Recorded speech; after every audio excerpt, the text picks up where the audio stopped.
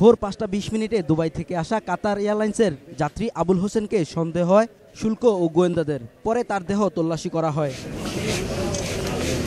শুল্ক ও গোয়েন্দা বিভাগের সহকারী পরিচালক তারেক মাহমুদ জানান, আবুল হোসেনের কাছ থেকে 84টি সোনার বার সহ মেয়েদের কিছু গয়না উদ্ধার করা হয়, যার বাজার মূল্য প্রায় 5 কোটি টাকা। তার কোমরের ভিতরে দুটো বান্ডিলে করে স্কচ টেপে মোড়ানো দুটো বান্ডিল ছিল।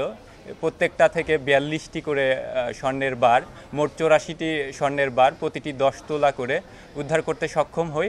আটক আবুল হোসেন প্রায়ই সোনার চালান বিমানবন্দরে টয়লেট পর্যন্ত পৌঁছে দেওয়ার কাজ করেন। এর সাথে বিমানবন্দরে কেউ জড়িত কিনা তা খতিয়ে দেখা হচ্ছে। আমরা সবসময় তৎপর আছি এই চক্রগুলোকে আটকের বিষয়ে। আমরা সবসময় চেষ্টা করছি। তো আমরা এবারও ইনশাল্লাহ এই চেষ্টার কোনো কমতি থাকবে না। ওই চোরাচালানিকে আরও জিজ্ঞাসাবাদ করা হচ্ছে। রাসেল খান, 21 টেলিভিশন, ঢাকা।